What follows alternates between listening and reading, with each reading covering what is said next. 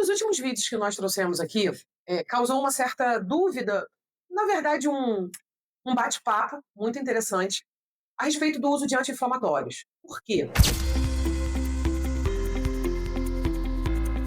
Nesse último vídeo, eu comentei o caso de um paciente, e que era um paciente que tinha indicação de um determinado tipo de anti-inflamatório não esteroidal, que seria o piroxicam, e que por motivos específicos daquele paciente eu não escolhi. Eu selecionei um outro anti-inflamatório, naquele caso o firicoxib. E aí algumas pessoas me perguntaram e comentaram o porquê dessa escolha. Por que aquilo não tinha ficado tão específico?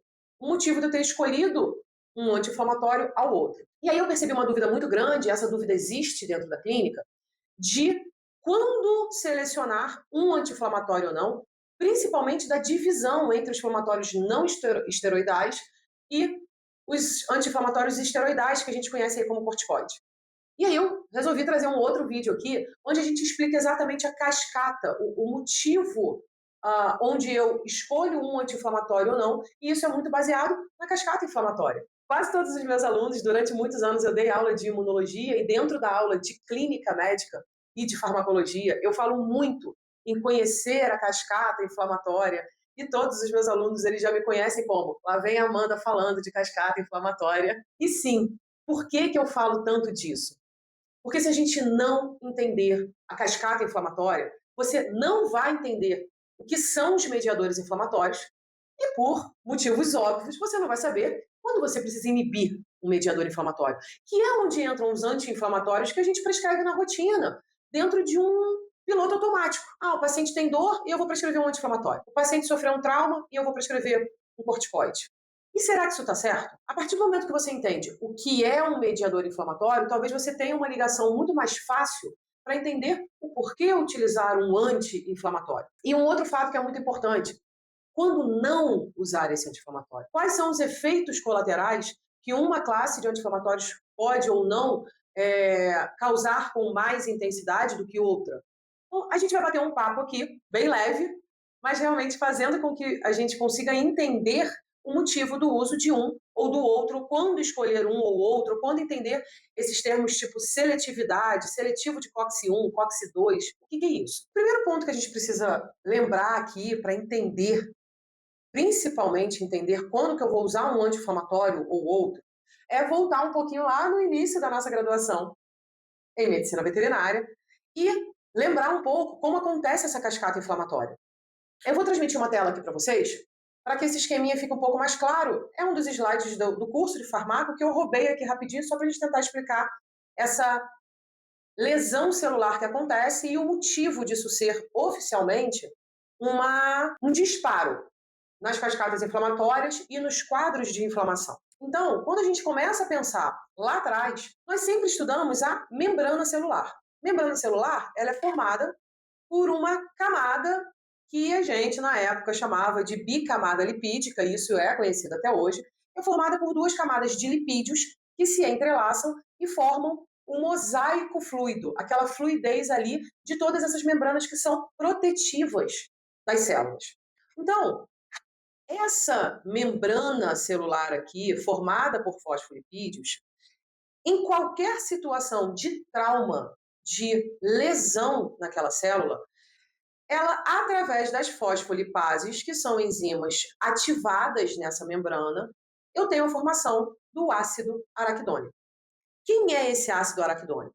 O ácido araquidônico, ele vai ter, através de um outro grupo de enzimas, que são as ciclooxigenases, a evolução desse trauma, dessa lesão celular, na formação dos primeiros mediadores inflamatórios. Que aqui, a partir das ciclooxigenases, eu vou chamar de prostaglandinas, de tromboxanos. Quem são eles? São os mediadores inflamatórios. E aí a gente começa a perceber aquela alteração lá da cascata inflamatória final que você vê no seu paciente.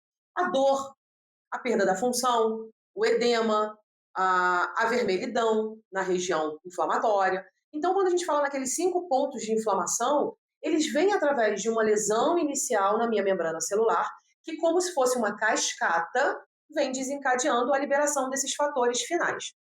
O que isso quer me dizer na prática? Quando eu falo das ciclooxigenases, eu tenho a ciclooxigenase do tipo 1 e a ciclooxigenase do tipo 2. E essas ciclooxigenases, cada uma tem uma função específica.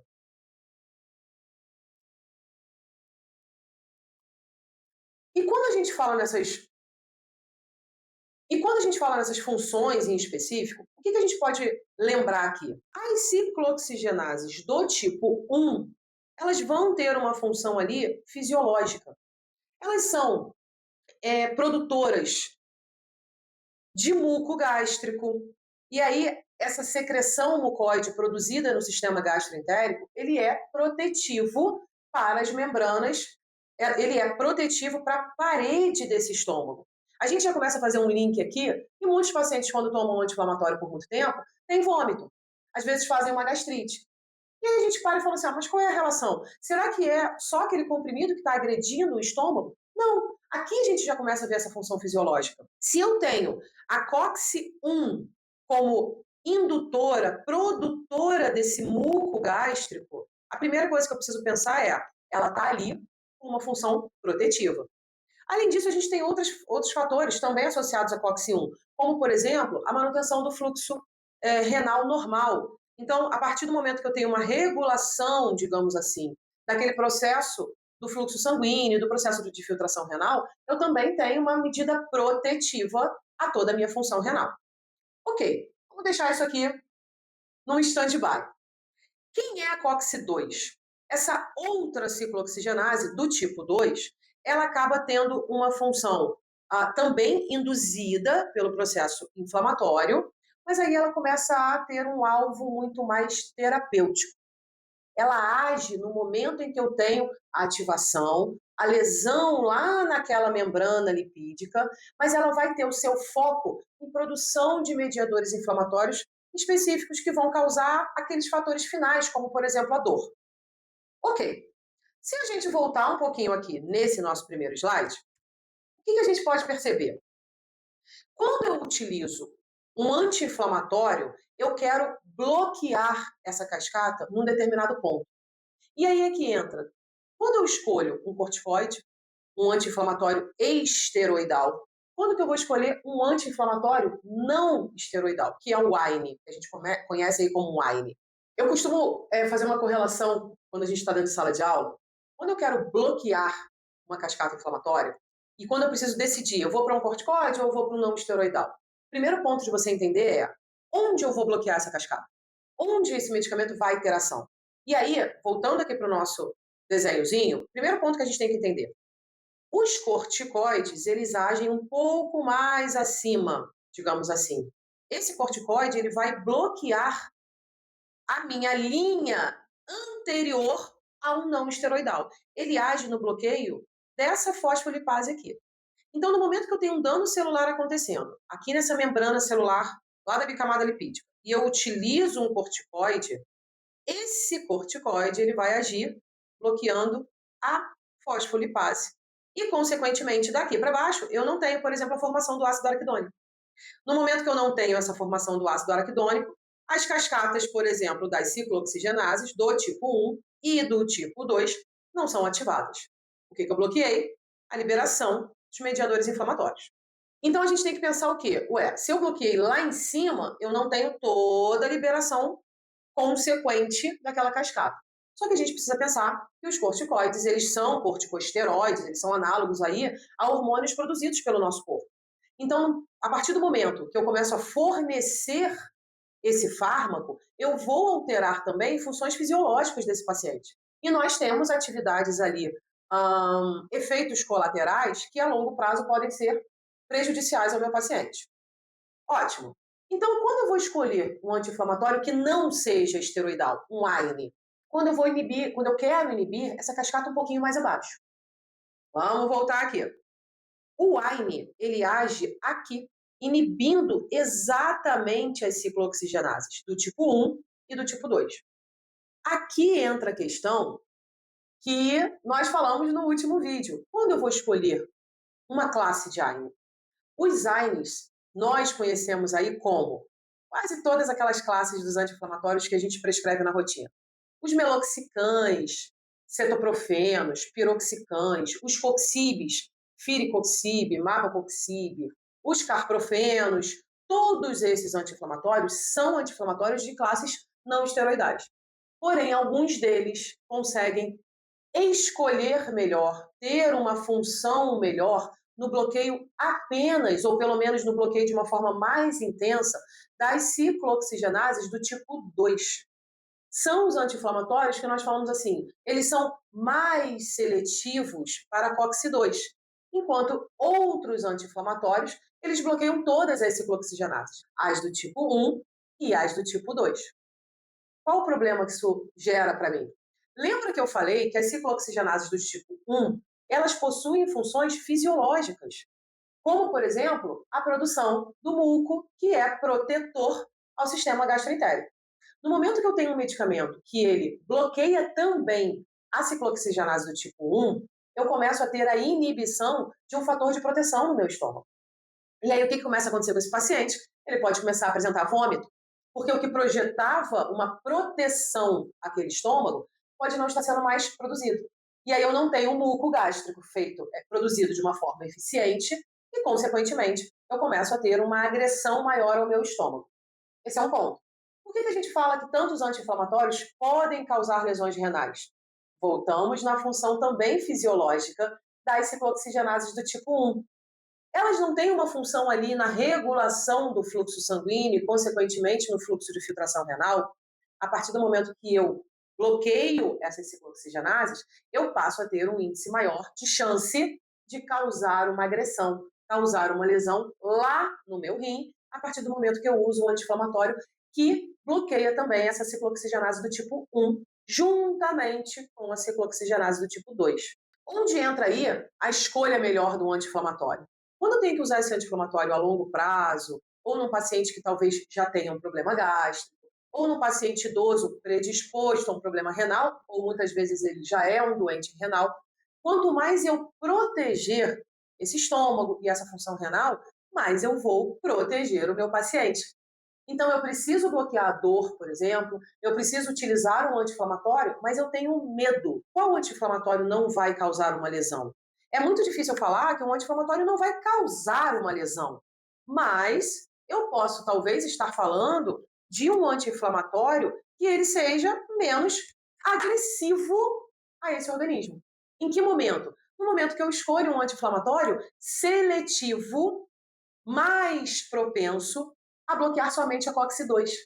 Por quê? Ele vai agir no alvo de forma terapêutica, no alvo da dor, no alvo da inflamação, no alvo do problema daquele meu paciente, sem interferir na função da COX-1, que é uma função fisiológica de quê? Proteger o meu sistema gastroentérico, proteger o meu sistema renal. Então, quando a gente fala que, por exemplo, um firicoxib, ele é altamente ou mais seletivo para COX-2, eu estou falando de um medicamento que ele vai agir na minha cascata inflamatória, bloqueando principalmente a COX-2 e deixando a COX-1 agir. No momento que essa COX-1 age, a minha função fisiológica ali de proteção do estômago, do rim, de tantas outras atividades, vão estar funcionais. Ótimo! Eu agi de uma forma mais específica naquele meu paciente que precisava de um cuidado um pouco maior. Se em determinado momento eu tenho um paciente ali que vai usar um anti-inflamatório por pouco tempo, 2 dias, 3 dias, 6 dias, ele vai fazer apenas um anti-inflamatório para um pós-operatório simples. É um paciente jovem, eu não tenho outras comorbidades. Talvez esse paciente seja um pouco mais confortável você adotar, por exemplo, um outro anti-inflamatório que não seja tão seletivo para uma COX-2. E aí você vai cair numa linha, digamos, de um piroxicam. Eu estou falando do piroxicam e do firicoxib aqui, porque foram os exemplos que eu dei no outro vídeo, porque foram os exemplos que eu tinha indicação de uso no meu paciente e eu mostrei o porquê que eu escolhi um e não o outro. Então, o piroxicam, ele não é seletivo exclusivo de COX-2, ele vai bloquear tudo. Ele chega ali e ele bloqueia a ciclooxigenase, do tipo 1 e do tipo 2. Então, eu tenho uma propensão maior a possivelmente causar um desconforto gastroentérico ou uma lesão renal que pode ser perigosa nesse meu paciente. Esse é o momento, pessoal, que a gente fala assim, viu só como quase tudo que a gente fala dentro do nosso organismo, as cascatas inflamatórias, os mediadores inflamatórios, As enzimas, as tais das COX-1, COX-2, prostaglandinas, leucotrienas, isso não é um mundo teórico que você viu na sala de aula. Isso está acontecendo dentro do seu paciente. Isso está acontecendo dentro de cada um de nós. Essas cascatas inflamatórias, elas estão o tempo inteiro sendo deflagradas. Qualquer dano celular muito bobo é um start para que aquela membrana celular reconheça uma lesão e talvez desencadeie uma cascata inflamatória. Muitas vezes isso nem é percebido clinicamente. Muitas vezes aquilo ali passa e aquele paciente segue muito bem. Em algumas situações, sim, isso é muito mais ativo. E aí eu tenho propriamente uma imagem inflamatória, um quadro inflamatório, um sinal clínico de um paciente inflamado. E aí, na nossa cabeça, a gente precisa entender muito bem quem é o meu paciente, qual é o quadro que esse paciente está apresentando, qual é a comorbidade que esse paciente traz. E aí eu vou saber muito bem qual é o fármaco que melhor se aplica nele. Esse é o momento que eu falo, farmacologia é clínica, não é para a gente ter medo de farmacologia. É só você entender de uma forma simples. O que está acontecendo naquele organismo? Opa, se eu sei o que está acontecendo naquele organismo, eu sei como tratar ele. Por quê? Porque eu sei onde o meu fármaco vai agir da forma mais segura para mim. Eu espero que esse vídeo tenha sido simples, leve, fácil de entender e o principal, eu espero que ele tenha mostrado aqui para cada um que assistiu como é muito simples entender a fisiologia do paciente, o quadro clínico que esse paciente apresenta e em que momento eu vou fazer a interação do medicamento que eu estou escolhendo utilizar ali. Se você achou isso interessante, comenta aqui para mim. Se alguma coisa não ficou clara para você, comenta também. Ah, volta agora, quem sabe, lá no primeiro vídeo, onde eu falei do paciente que eu estava escolhendo utilizar um firipoxib, apesar do caso clínico dele ser muito mais indicativo da escolha do piroxicam. Mas não, eu não adotei o piroxicam nesse paciente. Por quê? Porque eu tinha um problema a mais que me deixou desconfortável. Eu falei assim, será que se eu utilizar o piroxicam nesse paciente, eu não posso piorar uma lesão renal? E aí eu adotei um outro anti-inflamatório. Caso você não tenha visto esse vídeo, procura ele aqui. Qualquer coisa a gente deixa o link dele também, para que você volte e entenda o motivo todo dessas explicações. Ok? Pessoal, qualquer dúvida, deixem aqui. Eu já falei que é um prazer enorme responder vocês. E o principal, caso algo não tenha ficado muito claro, fala assim, Amanda, grava um outro vídeo, explica melhor o que é isso. Explica melhor, por exemplo, quando eu vou escolher um corticoide no lugar de um anti-inflamatório não esteroidal. Deixa isso aqui para mim e a gente vai batendo esse papo aí com bastante calma.